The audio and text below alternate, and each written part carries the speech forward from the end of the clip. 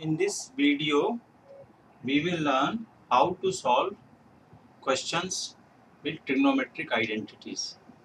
So, for example, we have a question where we have been given that sin A plus cosec A whole square plus cot A, this is cot A plus sec A square equal to 7 plus tan square A plus cot square A.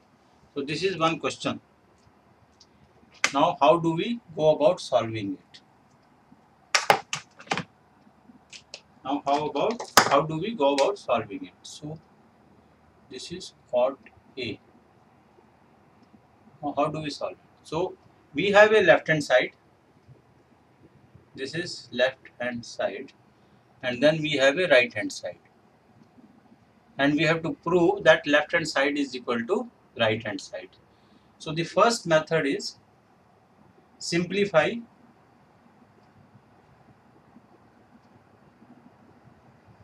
simplify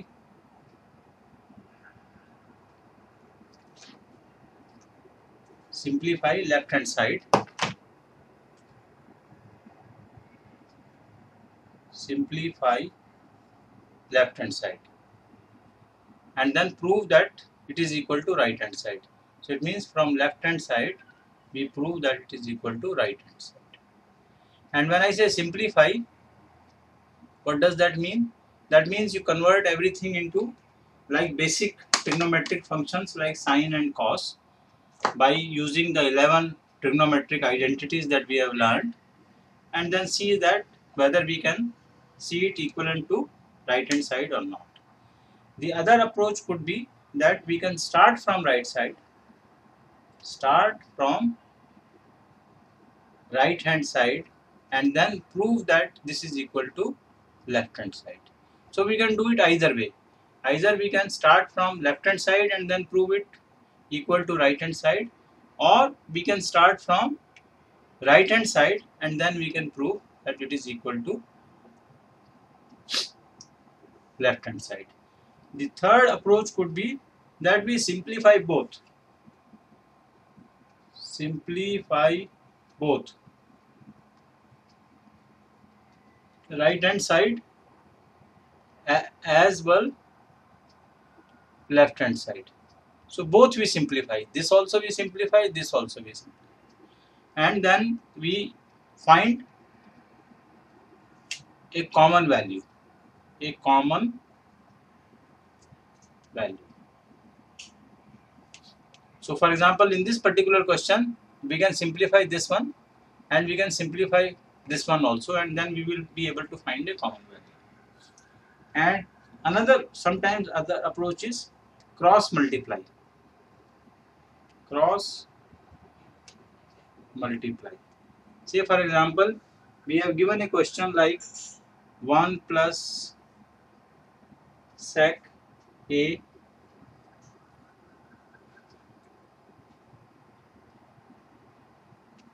divided by sec A equal to sine square A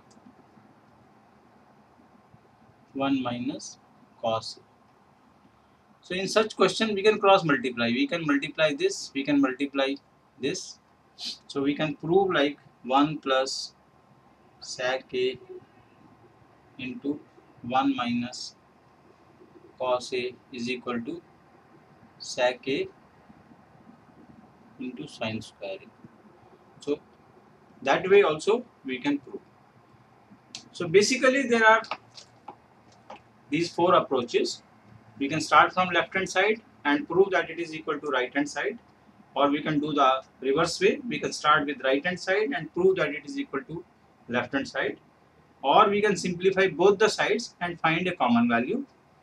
And in case there is question is like having numerator and denominator on both the sides, then we can cross multiply and then prove it into a relatively simpler way. Now which method to choose, that I think is very important, and that will come where by visually looking at the expression we can see that, or definitely there is no shortcut here. Experience is very important. More practice you do, more question you will solve, you will get that, looking at the question, you will find that which way is easier. And again, sometimes when we are attempting it in a particular way and we get stuck, then we can try some other, alternate way of doing it.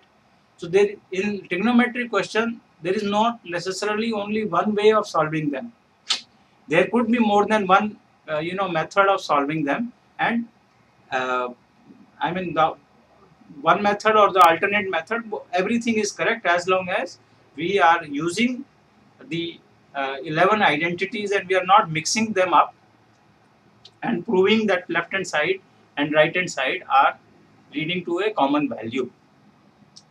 It is very important that you do the questions very carefully, in the sense the right steps very neatly with some spacing.